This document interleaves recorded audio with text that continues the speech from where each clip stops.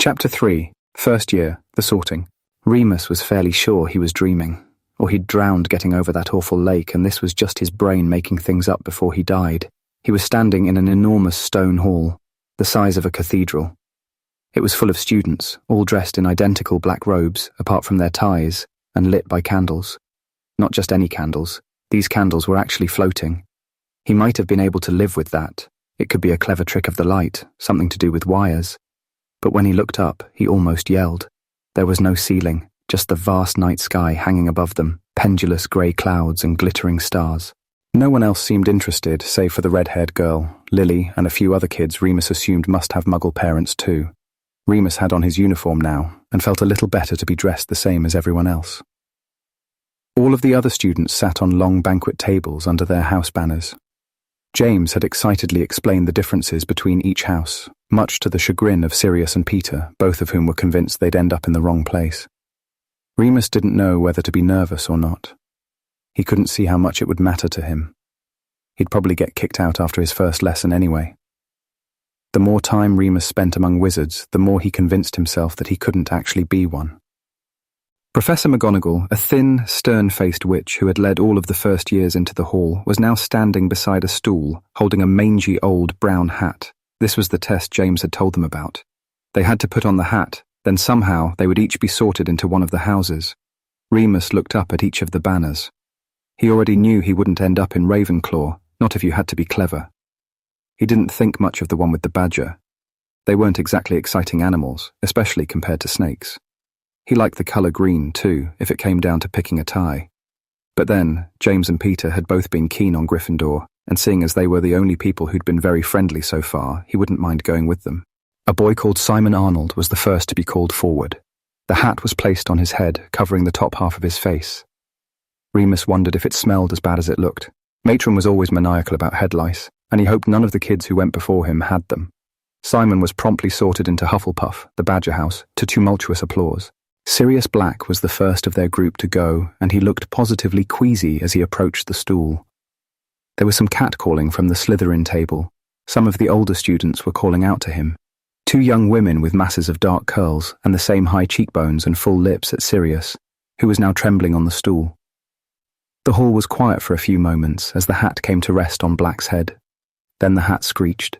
A few moments of stunned silence before the clapping came this time. McGonagall gently lifted the hat from Sirius's head and gave him a small, rare smile. He looked completely horrified, casting a desperate look at the Slytherin table, where the two girls heckling him were hissing, eyes narrowed. He got up and walked slowly over to the Gryffindors, where he was the first new student to take his place under the red and gold banners. The sorting continued.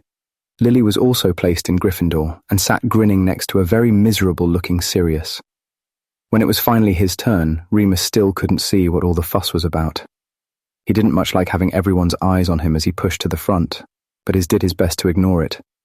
He would have shoved his hands in his jeans and slouched normally, but in his weird new uniform it wouldn't have had the same effect. He sat on the stool, McGonagall looking down her nose at him.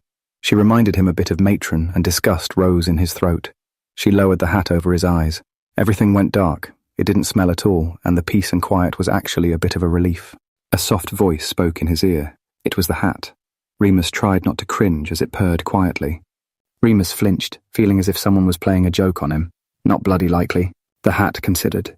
Remus ripped the hat from his head as soon as it had sorted him, not waiting for McGonagall to remove it. He hurried over to the Gryffindor table, barely registering the cheering and clapping as he passed. He sat opposite Lily and Sirius. Lily shot him a pleased smile, but he just looked at his empty plate. By the time the peas came around, Remus had somewhat recovered and was able to watch with some interest as Peter, a small, pudgy-looking boy, hurried towards the sorting hat. Peter was the sort of boy who wouldn't last 5 minutes at St. Eddie S. He had a perpetually nervous, twitchy look that other boys always singled out.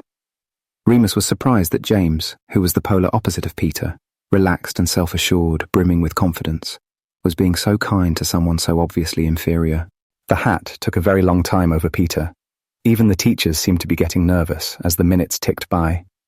Finally, he was sorted into Gryffindor, and much more quickly, so was James, who strode over to the table with a huge grin on his face. How great is that? He addressed the three other boys. We all made it. Sirius groaned, his head in his arms on the table. Speak for yourself, he replied, slightly muffled. My father's going to kill me.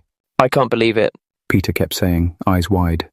Though he'd clearly got what he wanted, he kept wringing his hands and shooting looks over his shoulder, as if someone might come over at any moment and ask him to try again. McGonagall did come over, but she placed a bony hand on Remus's shoulder. Mr. Lupin, She said quietly, but not so quietly that the other boys couldn't hear. if you would come to my office after dinner, it's next to the Gryffindor common room. One of the prefects can show you. Remus nodded, mute, and she left. What was that about? James asked. McGonagall wants to see you already? Even Sirius looked up now, curious. Remus shrugged, as if he didn't care either way. He knew what they were thinking. The rough kid was already in trouble. Sirius was looking at his black eye again. Fortunately, the food had appeared, distracting everyone, and it really had appeared. The previously empty places were suddenly laden with an actual feast. Golden roasted chickens, piles of crispy roast potatoes, plates of steaming carrots, peas swimming in butter, and an enormous jug of rich, dark gravy. If the food was going to be like this all the time, then Remus wondered if he could ignore talking hats and snobbish housemates. He paid very close attention as one of the Gryffindor prefects, who introduced himself as Frank Longbottom, led the first years to their common room in one of the towers. Remus hated getting lost and tried hard to cement the journey into his mind as they went. He made a mental note of the size and shape of every door they entered, each portrait they passed, and which staircases moved.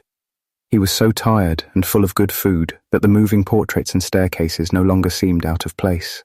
Once they reached the right corridor, Remus saw McGonagall's office marked with a neat brass plaque and decided to get the meeting over with.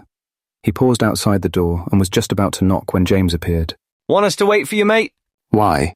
Remus asked, eyeing the dark-haired boy suspiciously. James shrugged.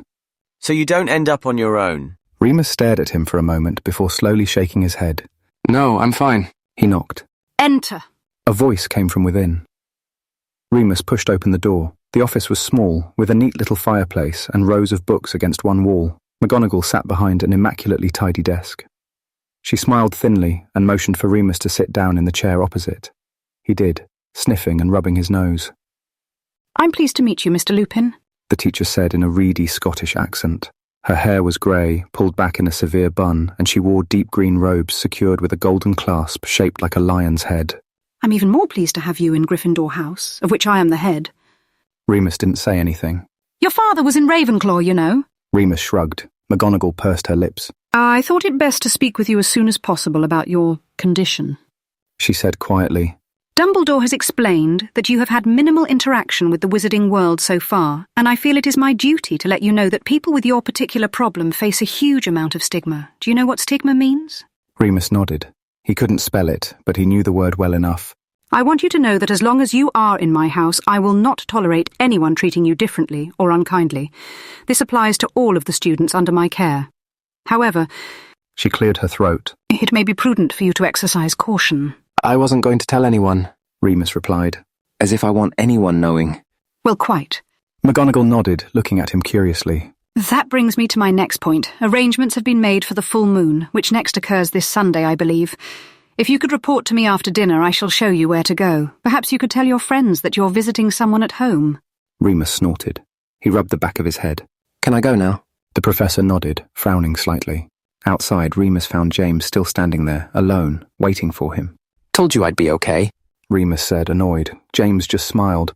Yeah, but you missed Longbottom giving us the password. Didn't want you stuck out here all night. Come on.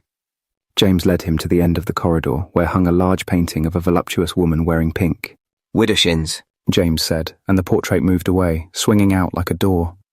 They entered the common room. There had been a rec room at St. Edmund's Boys' Reformatory, but it was nothing like this. That room had been sparsely decorated, containing a black and white, two-small TV and a few board games. The decks of cards were always incomplete, and most of the chairs were broken or damaged. The Gryffindor common room was warm, comfortable and cosy. There were huge, squashy-looking sofas and armchairs, a thick maroon rug in front of the blazing fire, and even more paintings adorning the walls. we're up here. James said, leading Remus to a winding staircase in one corner. At the top there was another door which opened into a bedroom. Again, this was nothing like the facilities at St. Edmund's. There were 4 beds, all enormous, hung with thick red velvet curtains with gold-trimmed tassels. There was another fireplace, and each boy had a heavy mahogany trunk and set of shelves by their beds. Remus saw his sad little suitcase propped up against one of the trunks. He moved over, assuming that was his bed. Peter was rifling through his own things, pulling out clothes and magazines and books, making a terrible mess.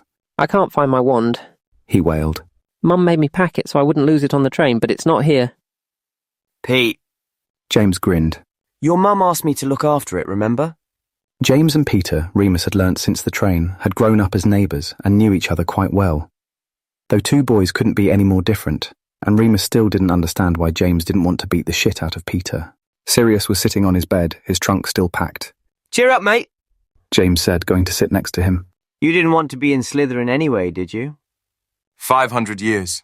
Sirius replied stonily. Every black at Hogwarts has been sorted into Slytherin for 500 years.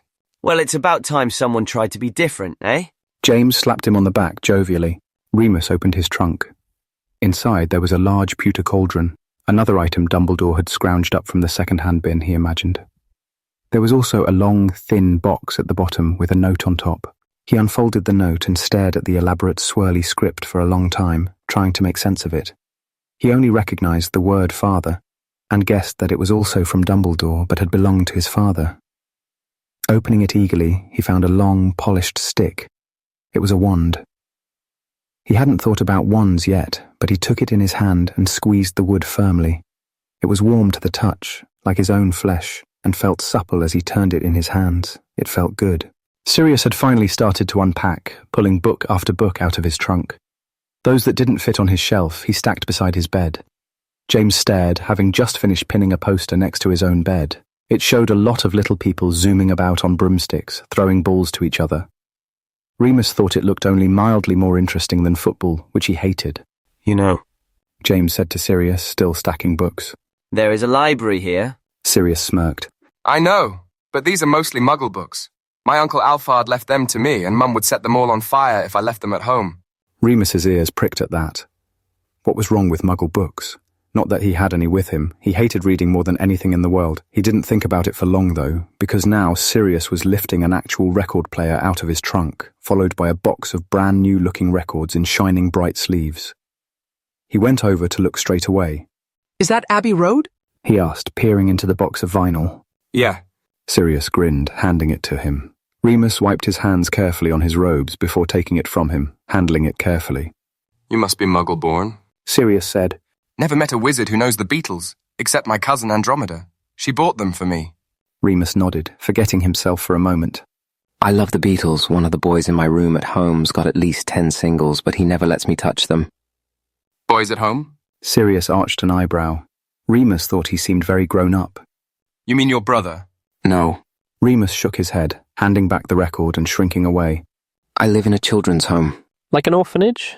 Peter asked, wide-eyed. Remus felt anger rising, his ears growing hot. No. He felt all of the boy's eyes slide towards his bruise again and turned around to unpack the rest of his things in silence. Eventually, Potter and Black started up a conversation about something called Quidditch, which soon became a very heated argument. Remus climbed onto his bed and drew back the curtains, relishing the privacy. It was dark, but Remus was used to the dark. You'd think he'd try harder to make friends. Peter whispered loudly to the other two boys. Especially if he's Muggle-born. Are you sure the hat wasn't supposed to put you in Slytherin? Sirius drawled. Peter was quiet after that.